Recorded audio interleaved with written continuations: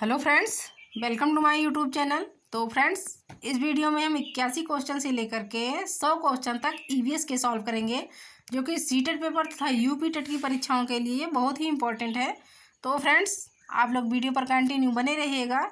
शिक्षक भर्ती की सभी परीक्षाओं के लिए जो है पीआरटी लेवल पर जितनी भी परीक्षाएँ की जाती हैं, तो उसके लिए जो है फ्रेंड्स, तो ये सारे क्वेश्चन बहुत ही महत्वपूर्ण है। तो फ्रेंड्स, आप लोग वीडियो पर कंटिन्यू बने रहिएगा तथा वीडियो देखते हैं। फ्रेंड्स, 81 नंबर वाला क्वेश्चन कि भारत में गेहूं का सबसे अधिक उत्पादन करने वाला राज्य कौन सा है। क्वेश्चन में पूछा गया है कि भारत में जो है तो गेहूं का सबसे अधिक उत्पादन करने वाला राज्य कौन सा है। तो पंजाब है, उत्तर प्रदेश है, मध्य प्रदेश है या हरियाणा है। तो गेहूं का सबसे अधिक उत्पादन करने वाला भारत का राज्य है तो उत्तर प्रदेश। राइट आंसर इसका हो जाएगा ऑप्शन नंबर बी। अब देखिएगा, क्वेश्चन नंबर 82 है कि भारतीय मरुस्थल को कहते हैं। तो फ्रेंड देखिएगा, भारतीय मरुस्थल को क्या कहते हैं। गोबी कहते हैं, सहारा, थार या आटाकामा। तो भारतीय मरुस्थल को जो है तो थार मरुस्थल कहते हैं। राइट आंसर इसका हो जाएगा ऑप्शन नंबर सी।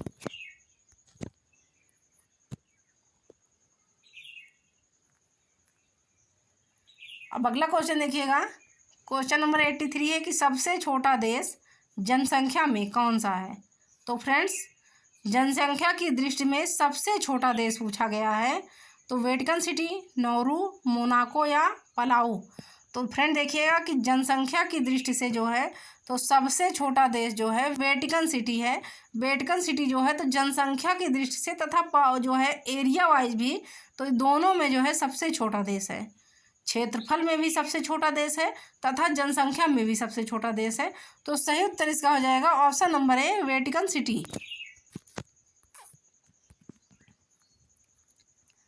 अब नेक्स्ट क्वेश्चन देखिएगा, क्वेश्चन नंबर 84 है कि काली मिट्टी मुख्यतः किस फसल के साथ संबंधित है।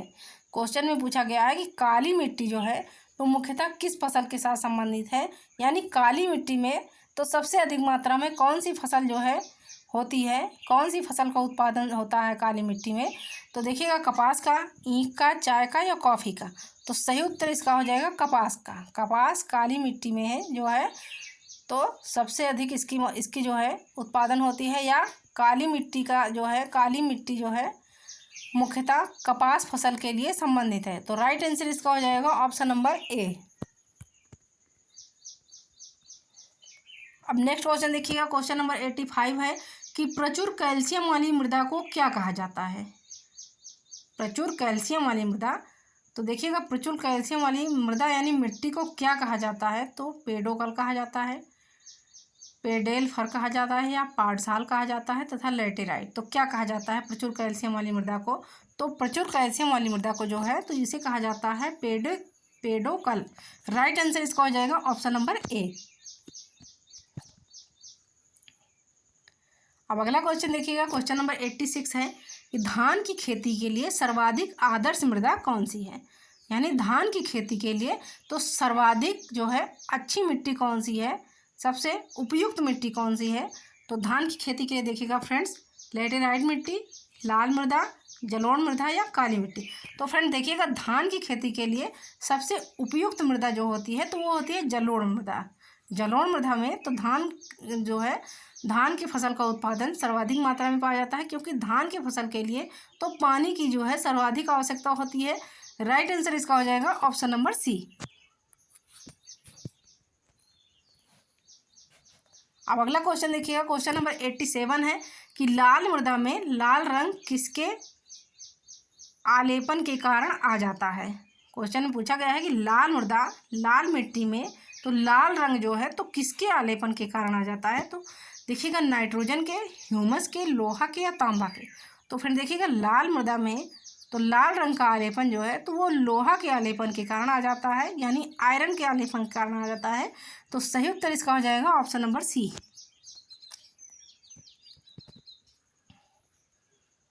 अगला क्वेश्चन है, क्वेश्चन नंबर 88 है कि वह मिट्टी जो वर्षा के कारण गहन निच्छालन की ओर प्रवृत्त है क्या कहलाती है।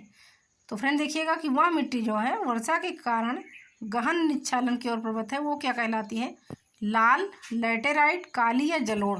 तो सही उत्तर इसका हो जाएगा ऑप्शन नंबर बी, लेटेराइट।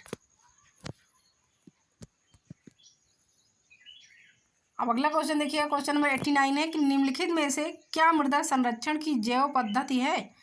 तो देखिएगा कि मृदा संरक्षण की जैव पद्धति जो है क्या है, तो समोच्च कृषि, समोच्च वेदिकाकरण, या अवनालिका नियंत्रण, या बेसिन लिरिंटग।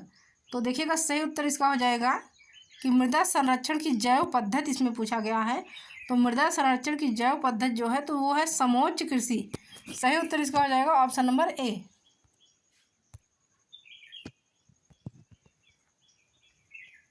अब देखिएगा 90 नंबर क्वेश्चन है कि मीठे पानी का सबसे बड़ा जलाशय क्या है। तो क्वेश्चन में पूछा गया कि मीठे पानी का सबसे बड़ा जलाशय क्या है। भौम जल है, तालाब है, झील है, या ग्लेशियर है। तो मीठे पानी का जो है सबसे बड़ा जलाशय तो वो है ग्लेशियर। राइट आंसर इसका हो जाएगा ऑप्शन नंबर डी।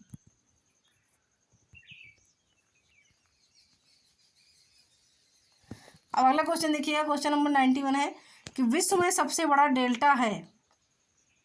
क्वेश्चन में पूछा गया है कि विश्व में सबसे बड़ा डेल्टा कौन सा है। तो निप्पॉन डेल्टाक है, सिसिली डेल्टा है, गंगा डेल्टा यान है, या कैस्पियन डेल्टा है। तो विश्व का सबसे बड़ा डेल्टा पूछा गया है तो सही उत्तर इसका हो जाएगा गंगा डेल्टा यान। राइट आंसर इसका हो जाएगा ऑप्शन नंबर सी।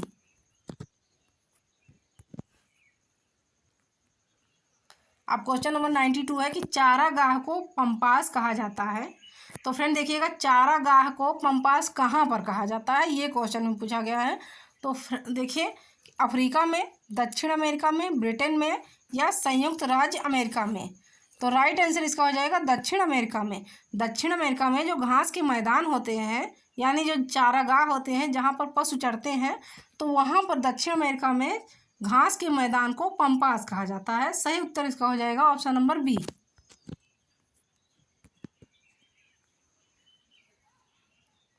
अब नेक्स्ट क्वेश्चन देखिएगा, क्वेश्चन नंबर 93 है उष्ण कटिबंधीय घास स्थल को कहते हैं। उष्ण कटिबंधीय घास स्थल को क्या कहते हैं। पंपास कहते हैं, लानोस कहते हैं, सवाना कहते हैं, या वेल्ड कहते हैं। तो उष्ण कटिबंधीय घास स्थल को जो है तो उसे सवाना कहा जाता है। सही उत्तर इसका हो जाएगा ऑप्शन नंबर सी।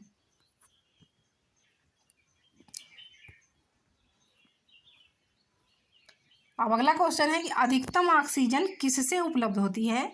तो देखिएगा कि अधिकतम ऑक्सीजन जो है तो किससे उपलब्ध होती है। हरे जंगल से, रेगिस्तान से, घास के मैदान से, या पाद पल्लवक पुंज से। तो सही उत्तर इसका हो जाएगा ऑप्शन नंबर डी, पाद पल्लवक पुंज से।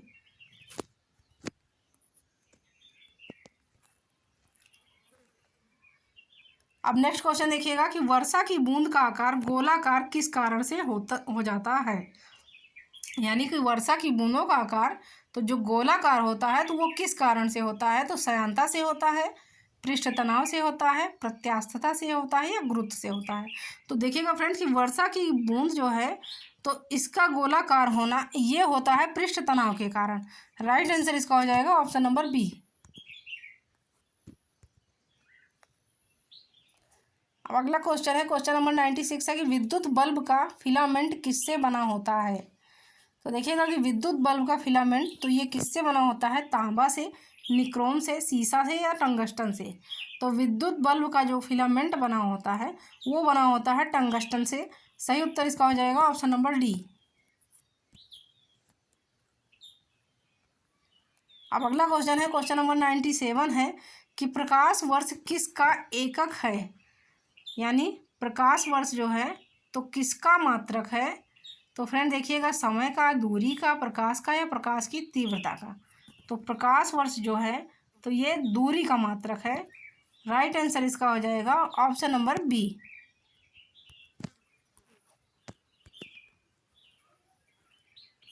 अब अगला क्वेश्चन है, क्वेश्चन नंबर 98 है कि उत्तरी ध्रुव की खोज किसने की थी। तो देखिएगा कि उत्तरी ध्रुव की खोज करने वाले कौन हैं। रॉबर्ट पेरी हैं, अमुंदसन है, या तास्मान है, तथा जॉन केबोट है। तो देखिएगा फ्रेंड्स कि उत्तरी ध्रुव की खोज किसने किया है। तो सही उत्तर इसका हो जाएगा option number A, Robert Perry. Robert Perry जो हैं तो उत्तरी ध्रुव की खोज करने वाले साइंटिस्ट हैं। सही उत्तर इसका हो जाएगा ऑप्शन नंबर ए। अब अगला क्वेश्चन है, क्वेश्चन नंबर 99 है कि समुद्री जल को किस प्रक्रिया से शुद्ध किया जा सकता है। तो समुद्री जल को देखिएगा किस प्रक्रिया से शुद्ध किया जा सकता है, आसवन द्वारा, वाष्पन द्वारा या फिल्टरना द्वारा, तथा डी है कि प्रभाजी आसवन द्वारा। तो समुद्री जल को देखिएगा फ्रेंड्स, तो आसवन द्वारा जो है शुद्ध किया जा सकता है। सही उत्तर इसका हो जाएगा ऑप्शन नंबर ए।